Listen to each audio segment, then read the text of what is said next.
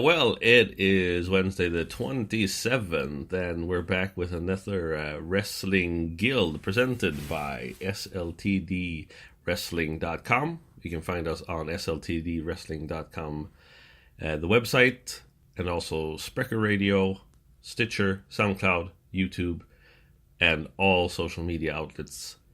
My name is Chris Mary Holtman. With me I have Nick Anderson. How you doing? I'm doing, pretty good. It's summer. I'm finally here. Just charge my batteries and just chill, relax. And I'm quite happy. I'm quite satisfied. How about you? Yeah, no, it's good over here. Actually, we're actually for people who don't know, we're kind of in two different locations.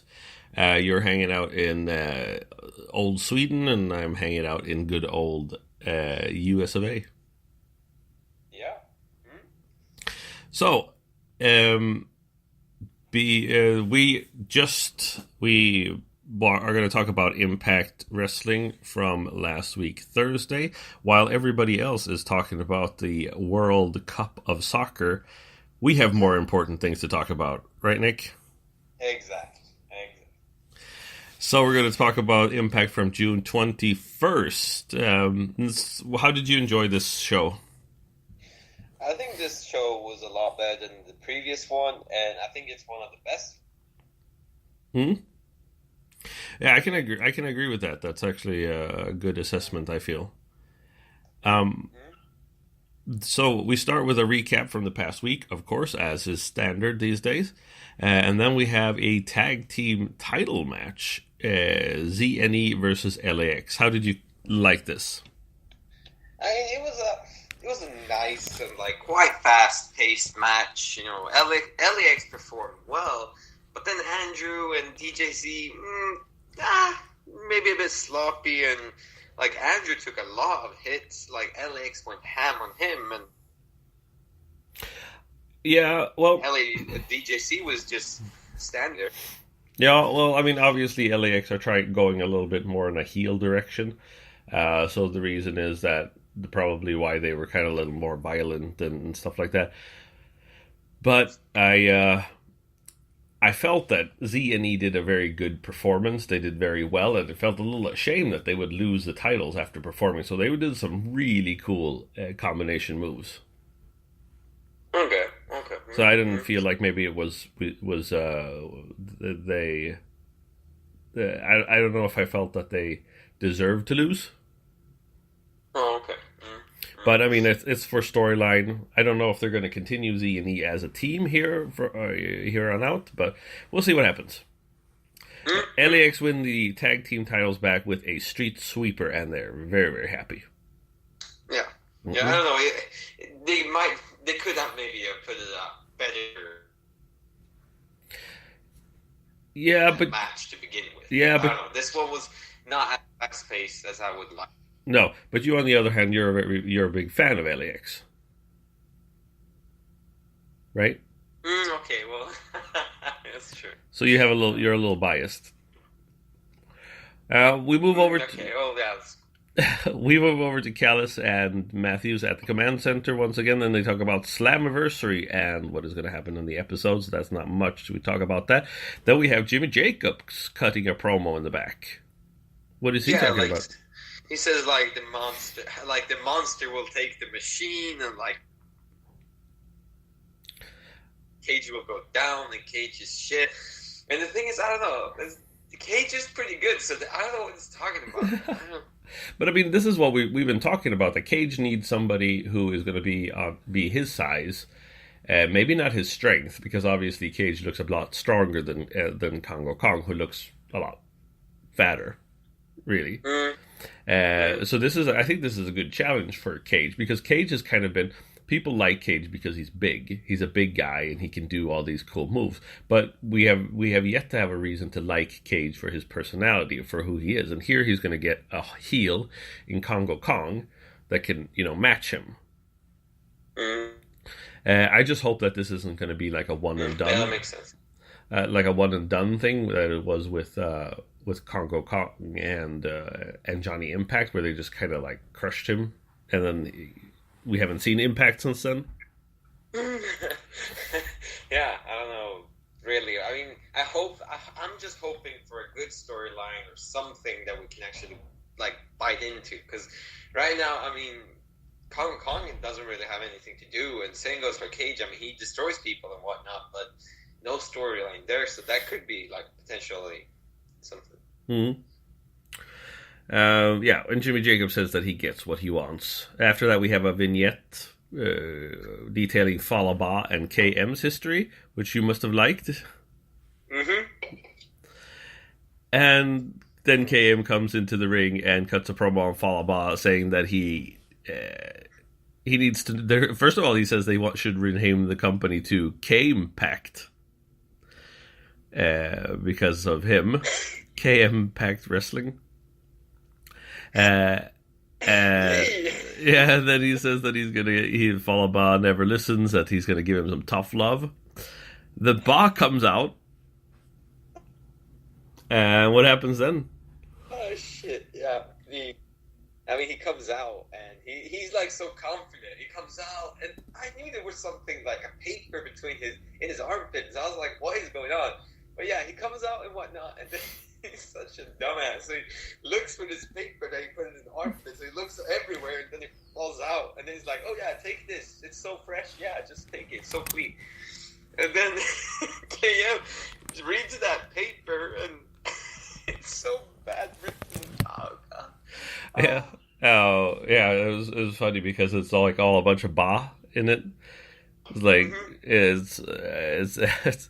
was fun. It was good fun. Anyway, KM Falaba says that KM basically is a bully and that he's going to have to fight a standby wrestler. And KM thinks that it's going to be Dick Justice, but it ain't. Who is it? It's Scott Steiner, my friends. Yes, and KM gets taken to town by Scott Steiner. Steiner wins with the Steiner recliner quite easily. It was nice to see KM getting fudged though, man. He's always this cocky guy who always kills everyone and destroys everyone. So it was pretty nice to see him getting fudged. Yeah. I mean, his Twitter handle is 2CockyKM, so that's gotta tell you something. Yeah.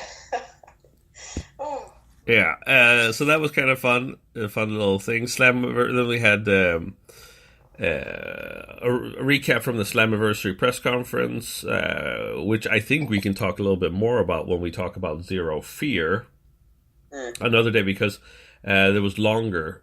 What I took away from the press conference most of all is I liked how Austin Aries said that Impact is that place where people don't get a chance, or people who haven't gotten a chance anywhere else get to shine and make their mark. And I thought that was kind of cool. Mm-hmm, absolutely, yeah. No, it was some good stuff. Like I said, this whole episode we didn't have that many matches that were dull, and we actually had like people discussing and talking and storyline furthering. That was actually interesting and good. Mm-hmm. I agree.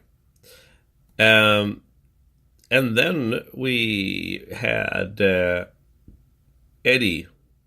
How did you like it? Eddie was going home. How did you like this? So you thought everything was scary last time. How did you like this? Yeah. This wasn't as scary, but it was interesting. Eddie was like pissed. He's trying to find Alicia.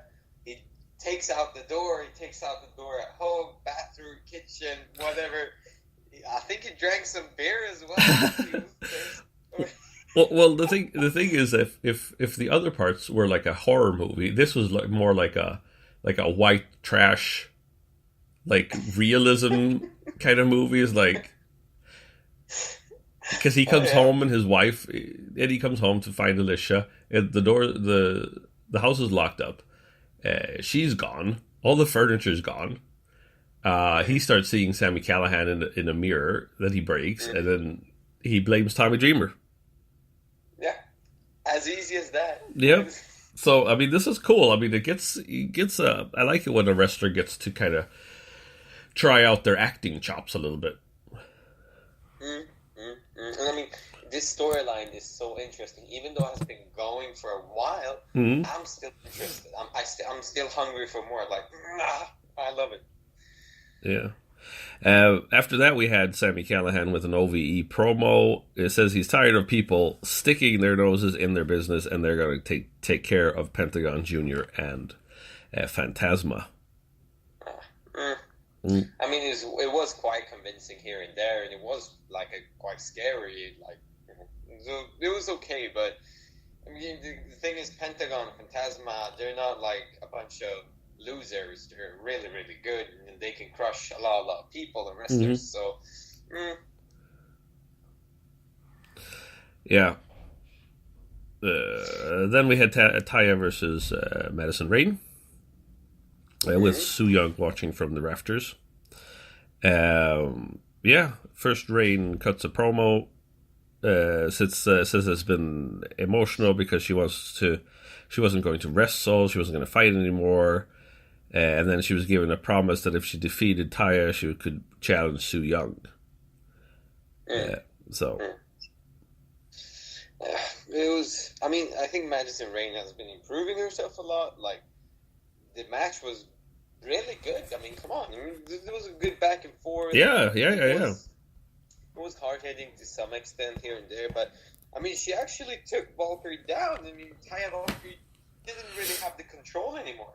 No, I think the one thing that is interesting here, what people, like you who haven't watched Impact for like as long as like others, like I have, that Madison Rayne, she belonged to a team called the Beautiful People, a trio of wrestlers, and she was probably the one that was most unpolished of all those wrestlers, and I think she's really come into her own, and she shows what she can do, and especially when she gets to face wrestlers that are as good as like Taya Valkyrie are, or as good as Tessa Blanchard is. You know, she gets to shine more. And I like that they're kind of pushing her, and of course they're giving her a win over Taya Valkyrie, and of course they're giving her a win over Tessa Blanchard, just because they need somebody to challenge Su Yung, and that person needs to look powerful. And Madison Rayne is supposed to be a face, so she can't be a heel. She has to defeat heels that are maybe more powerful than she is. She defeated Taya with the Cross Rain. And then scary stuff happens afterwards, after she cuts her promo. Yeah, like, she cuts her I mean, after she won the match, Taya lost. She's like, yeah, you know, I'm so good and whatnot, and, like, I'm gonna, like, Impact promised me here and there, and I'm gonna be on for another round, blah, blah, blah. Yeah. But then when she says all this, and she tells him who she is, this scary stuff goes on. Yeah. Scary stuff. This is like demonic laughter. Well, after that, we go to the clubhouse. LAX is celebrating, and who shows up if not Konnan? Boom. Yeah, I mean, wow. He's finally back. And what's the first thing he wants to do? Yeah, it was to talk to King. Yep. Because there's something that's not right. He doesn't seem to trust King. And everybody's a suspect, even King. So we've got something brewing between them. I have a little bit of inside info just because I've read some spoilers, which I wasn't supposed to read or I didn't mean to read, so I kind of know what kind of like the plan is going forward here. So, but it'll be interesting. Yeah, absolutely. We're back at the command center, but nothing much happens then, or? I mean, we see this Killer dude? He cuts like a promo, I guess? Yes, Killer Cross, which is the guy who's been attacking people. He cuts a promo talking about that he wants fear in Impact.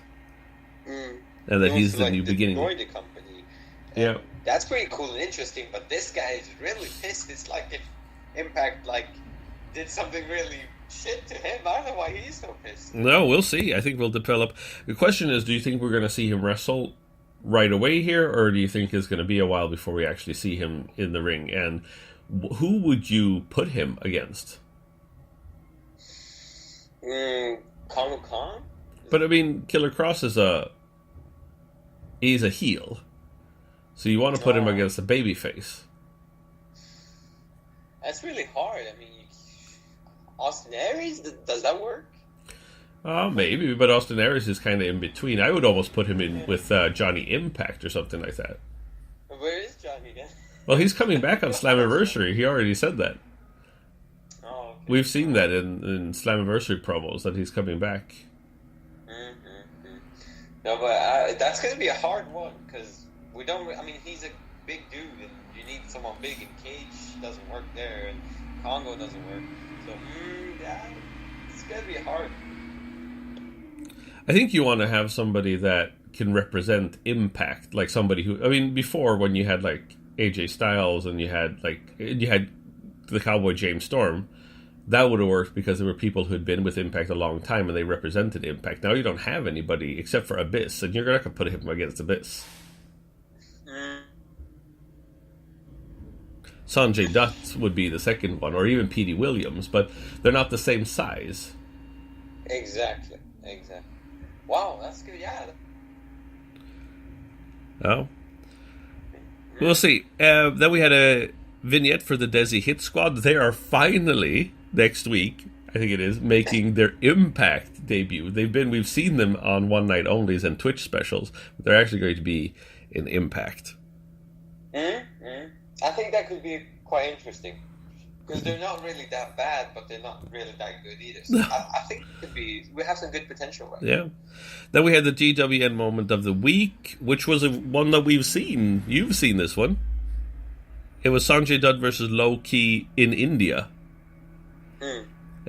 Which wasn't much. It was when Sanjay Dutt won the X Division Championship, but it also made me miss Low Ki a little bit.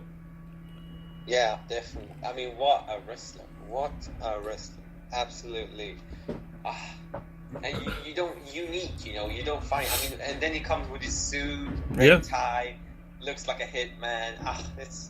You don't see that. He looks like the Hitman. Oh yeah, we have this. From the video game. Yeah, from the. Right. Isn't there a film? No? Yeah, there's two movies, I think, too. Yeah, from this video game. Yeah. Okay. Mm-hmm. They're emptying garbage outside. I don't know if you hear it. Okay, I thought it was a coffee machine. But okay. No, it's the garbage truck. Anyway, then we have the main event, OVE versus Phantasma and Pentagon Jr. How did you like this? I mean, I would say that was the best match out of all of them. Like, hard-hitting to the max, as well as fast-paced. There were baseball bats, chairs, and... just everything. People getting strike left and right. Yeah. So that was I really enjoyed it, and it was a long match. You could actually relax. It's not only 10 minutes here and there, and then it's done. No. Long match. Yeah, no, I agree. It was a long, good match, hard hitting. In the end, Pentagon Jr. hits the Pentagon Driver on one of the Christ brothers, and Sammy comes in and attacks Pentagon. OV tried to remove his mask. Actually, they had part of it off, but Phantasma in for the save. I don't understand why it's so not cool to take off the mask. It's like Josh was saying oh, you don't do that. That's not respectful. Well, I mean, the deal is that in Mexico, they don't take off their masks. You don't. A lot of people like the old school wrestlers, Mexican wrestlers who wore their masks all the time. Even like they'd go to like out in public, they would wear their mask. They would go to parties dressed in a suit wearing their mask because that was their identity. And a lot of times, like I think with Pentagon Jr. and Phoenix both, nobody knows their real name. It's not been released. They don't. And if you look at Instagram and whenever you see like Pentagon, if he puts something up, he's always got, even when he's not in his outfit, he's always got his face hidden. And that's just what you do. And a lot of it has to do with that it hasn't always been accepted to be a wrestler, and especially in Mexico. So when you had a mask, but it also had, some might say it goes back to older traditions, but. Okay, interesting. Okay, so that's okay. So it's not so you're disrespectful if you're trying to take it off, and obviously OBE they don't give a damn. So exactly. You're obviously going to go for it. Interesting. So that's the whole deal with that. Well, Nick, that was the episode for that week. What would you potentially give it for a rating? I mean, it was a good episode. I was satisfied. I can't really complain on anything. No. So are you giving it an A then? Like a solid B. B? A B? A solid B? Yeah, I'll give it a B. A solid B. I don't know. Well, I mean, you don't want to spend your A's on stuff. What are you going to put an A on then?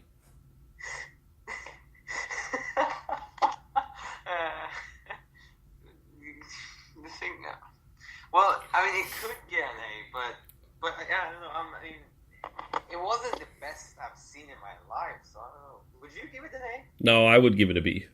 I would give it a B, because you need to step it up to another level if you're going to give it an A. It needs to be almost like the perfect storm somehow. I agree. Well, Nick, that was the whole deal for today. Maybe we'll talk again another day. We'll talk about Zero Fear, which we both have you finished watching Zero Fear? Almost. Well, I have that like maybe 20 minutes. So you basically have like 2 matches left, which would be Austin Aries versus Rich Swann and Moose versus Pentagon versus Eli Drake. And speaking of Eli Drake, he just re-signed with Impact for quite a contract extension, as I understand it. Well, there was a discussion of whether he was going to the WWE now because his contract ran out in June, but then he got a contract extension to July, and then they were negotiating, and now he's got a pretty solid contract deal, as I understand it. Oh, nice, interesting. I mean, they got to keep Eli. I mean, you can't. I mean, you don't let him go. No, you don't. You can't let him go. You get for everything. The thing is that if you let Eli Drake go, there's nobody that can fill his spot. Like, I mean, Austin Aries cuts a good promo. Jimmy Jacobs cuts a good promo, but there's nobody that cuts a promo like Eli Drake. Boom! There you go. So shots fired. This is good. Well, Nick, you have a pleasant rest of the day, and I will consider getting out of bed. Yeah, it'll be good. Yeah. Well, for Nick Anderson, my name is Chris Mary Holtman. This has been the Wrestling Guild, and as we said before, you can find us on sltdwrestling.com and all other media outlets.